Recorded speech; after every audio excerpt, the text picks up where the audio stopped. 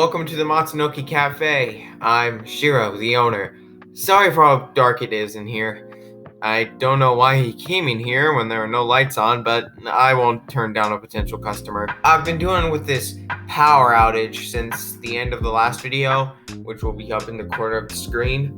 By the way, that video did really well in views, but that also caused the view count to look like this. So if you enjoyed the content here, please subscribe, please like, it really helps me out. Apparently, the people I called can't fix the blackout, so I've been trying to do it myself. I figured since I talked about Power Rangers, which is a Japanese TV show that was made American, talking about something else that fits the same general mold will get the power back.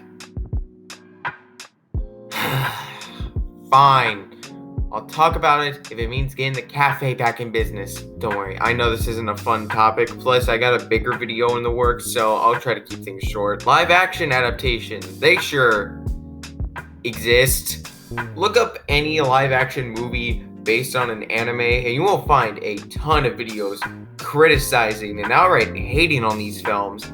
But after seeing Power Rangers, which is technically an American adaptation of a Japanese show, it got me thinking about the reasons why it succeeded while all these other attempts failed spectacularly. And that's what I'm here to talk about today. Now, the obvious and most well-known criticism for pretty much all of these movies is that they're not as good as the material they're based off of.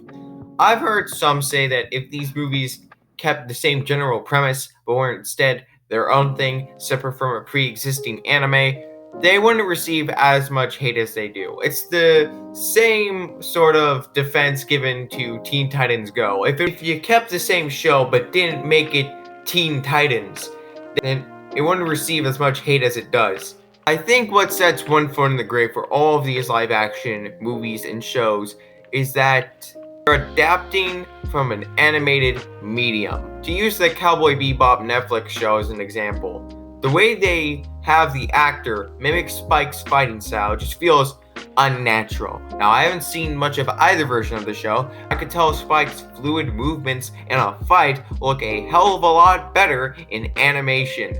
Most of these anime films are based on action anime, especially shonen. This makes sense, as those are the most well-known anime and manga in the world.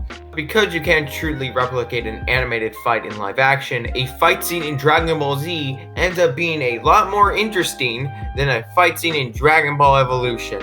That's not what ruins these live action anime movies for the people who make those kinds of videos I mentioned earlier.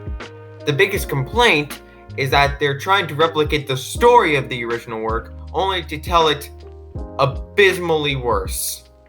A lot of these movies, such as the Netflix Death Note movie, Americanized the story for kids style. Dragon Ball Evolution was Americanized as well, making Goku a bullied high school student turned superhero, when in the original he started off as a boy in the woods.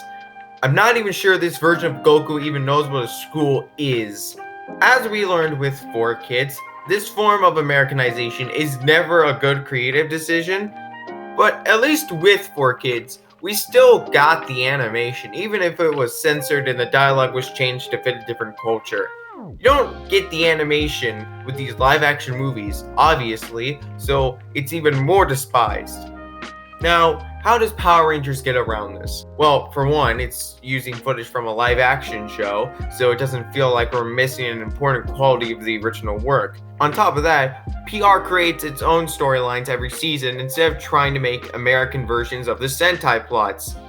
At least, that's the case most of the time. PR is able to succeed because it's not just the American version of Super Sentai. From the very beginning, Power Rangers formed its own identity. To loop this back around to anime movies, I understand the executive decision to make them more American. They do it so people like my mom, who don't understand a damn thing about anime, can watch this movie without being turned off by stuff that's commonplace in anime.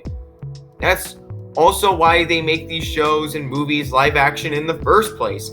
Animation in general is seen as stuff for kids, and these movies are made in live action so they don't fall under that stigma. Unfortunately, them avoiding one stigma has them end up being stigmatized for something different. One last thing I want to discuss is the difference in the length of time between the movies and the original anime. A big reason these movies fail to replicate the original anime's story well is the fact that they only have around 2 hours to adapt a season or even the entirety of the show. The movie can't spend as much time with build-up, and so the payoffs are a lot less effective than the show they're based on. These movies just end up being a lot more underwhelming compared to their anime counterparts. So what would be the point in watching them over the original work? But who knows, maybe we'll strike gold someday and have an actually good live-action movie or show based on an anime. We can only dream. Because it's definitely not going to be the One Piece show. As much as I wish it could be good, I know deep down it's gonna suck. It worked. Oh, thank God. Sucks it took until after closing time to get it fixed, but hey, at least it's working. Thanks for sticking around this long. I hope I was able to entertain you during the wait. Feel free to like and subscribe if you enjoyed your time here. It really helps me out. I'd like to see you again when things are working properly. Until then, stay safe out there.